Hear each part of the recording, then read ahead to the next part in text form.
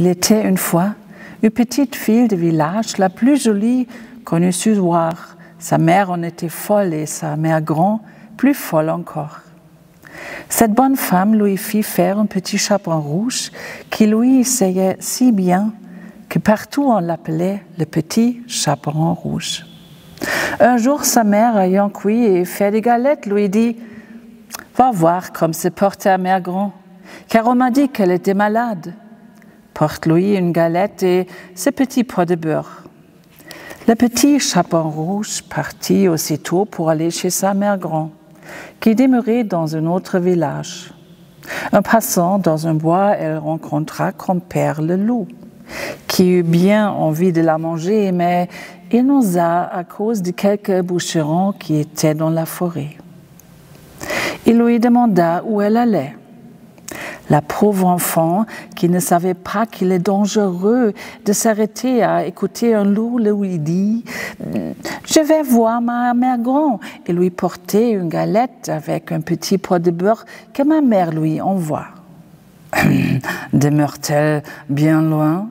lui dit le loup. « Oh oui, dit le petit chaperon rouge. C'est pas de là le moulin que vous voyez tout là-bas, à la première maison du village. » Eh bien, dit le loup, je veux aller voir aussi, je m'y en vais par ce chemin ici, et toi par ce chemin-là, et nous verrons qui plus tôt y sera. Le loup se mit à courir de toute sa force par le chemin qui était le plus court, et la petite fille s'en allait par le chemin le plus long, s'amusant à cueillir des noisettes, à courir après des papillons et à faire des bouquets de petites fleurs qu'elle rencontrait. Le loup ne fut pas longtemps à arriver à la maison de la mère grand. Il heurte. « Toc, toc, qui est là ?» « C'est votre fille, le petit chaperon rouge, » dit le loup en contrefaisant sa voix, « qui vous apporte une galette et un petit pot de beurre que ma mère vous envoie. » La bonne mère grand, qui était dans son lit à cause qu'elle se trouvait un peu mal, lui cria « Tire la chevillette, la bobinette chéra. » Le loup tira la chevillette et la porte s'ouvrit. Il se jeta sur la bonne femme et la dévora en moins de rien, car il y avait plus de 3 jours qu'il n'avait mangé. Ensuite, il ferma la porte et s'alla coucher dans le lit de la mère grand en attendant le petit chaperon rouge qui, quelque temps après, vient heurter à la porte.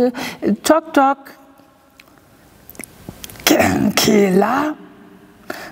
Le petit chaperon rouge, qui entendit la grosse voix du loup, eut peur d'abord, mais croyant que sa mère grand était enrhumée, répondit « C'est votre fille, le petit chaperon rouge, qui vous apporte une galette et un petit pot de beurre que ma mère vous envoie. » Le loup lui cria en adoucissant un peu sa voix « Tire la chevillette, la bobinette chéra. » Le petit chaperon rouge tira la chevillette et la porte s'ouvrit. Le loup, la voyant entrer, lui dit en se couchant dans le lit sous la couverture « Mets la galette et le petit pot de beurre sur la houche et viens de coucher avec moi. » Le petit chaperon rouge s'est déshabillé et va se mettre dans le lit, où elle fut bien étonnée de voir comment sa mère grand était faite en son déshabillé. Elle lui dit « Ma mère grand, que vous avez des grands bras ? C'est pour mieux t'embrasser, ma fille. Ma mère grand, que vous avez des grandes jambes ? C'est pour mieux courir, mon enfant. Ma grand-mère, que vous avez des grandes oreilles. C'est pour mieux écouter, mon enfant. Ma mère grand, que vous avez des grands yeux. C'est pour mieux voir, mon enfant.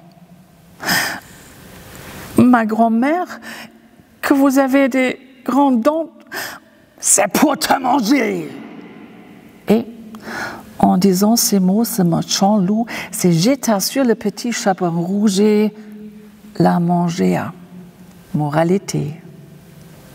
On voit ici que des jeunes enfants, surtout de jeunes filles, belles, bien faites et gentilles, font très mal d'écouter toutes sortes de gens et que ne c'est pas chose étrange s'il en est temps que le loup mange.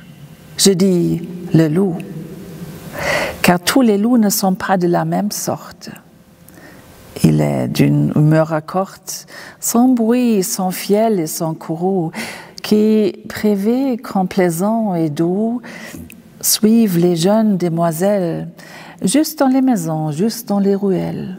Mais est là, qui ne sait que ces loups doucereux, de tous les loups, ne sont les plus dangereux.